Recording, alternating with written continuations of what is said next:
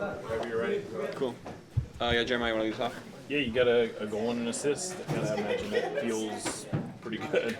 Yeah, no, it's exciting. I think it's one of those things where you want to keep improving, keep showing people that you are able to still perform at that level. And so, obviously, I'm going to thank my teammates who still believe in me and still keep me on my toes. And so, it's exciting. It's exciting to be able to score again, to be able to assist, and just have a good game in general. Paul, before that assist, he gets into it with Danny Ferreira, and there's like a whole situation where there's not even a foul called. But it seems like the team sort of responded to that a little bit. Does that fire you guys up a little bit when there's an incident like that? No, I think we always want to protect our teammates in whatever situation possible. If it's just a tackle or some little push, I think that we all kind of take account to that. Even when Paul went to go press Stewart and he kind of stuck out his shoulder, we want to keep all that in mind. And as players, we want to protect it and take it out in any other way possible.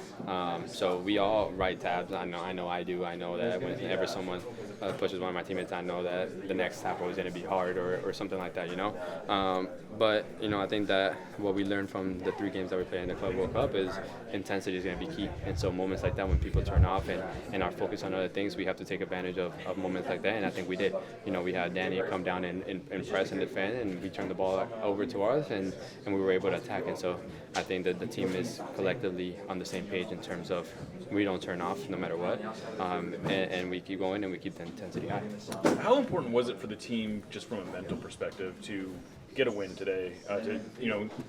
There was a lot of talk of positive momentum during the Club World Cup, but if you don't win today, then what's it worth, right? Yeah. No, I think that the team knew that it was time. I know that the coaches didn't want to tell us, but we know that we haven't won in 5 games, and so it's kind of one of those things where the coaches trust us enough that they don't have to mention it, and try to stay positive, because we know that we are a good team, that we know that we have good players that can either start or come off the bench, but we have a well-rounded roster, and so for us it was huge. We knew that at home nobody can compete, with our fans, with our style of play, and the little extra positive was that we had grass today, and so the ball was rolling way faster than what it used to, and so we could take advantage of that. And so I think the team is excited for what's to come, because we know that we can perform after seeing our performances against the best 3 in the Club World Cup. It's important to carry that.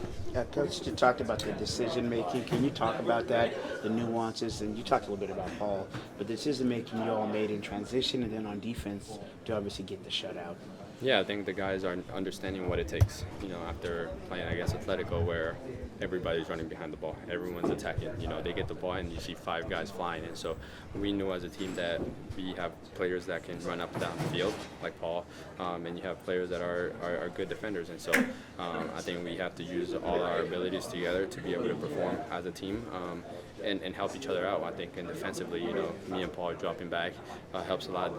Kalani and Reed, and so making sure that we can save energy like that, and then whenever we're attacking, you see Kalani doing overlaps and being up the field. And so I think just being smart with the way that we are pressing, being smart with the way we're defending, and doing it as a collective, I think that's where we can get a lot of points. How's this formation helping your ability to distribute the ball and play in that pocket? I know it's not about you, but I mean the team overall. Yeah, I think it's a little different. I'm a guy that likes to have the ball and likes to be involved, and so for me to be able to have that freedom maybe in the little pocket and interchange with Obed and Albert, it's huge.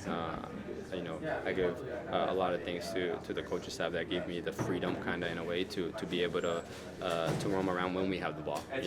It's totally different when we don't have the ball, because I have to be in that right wing protecting the pocket. And so it's getting easier. It's getting a lot easier whenever you're understanding the guys. And today was a perfect example of, I could have played Moose down the line, but I decided to play in his feet because I know that's the way he likes it. And so just understanding that it's huge.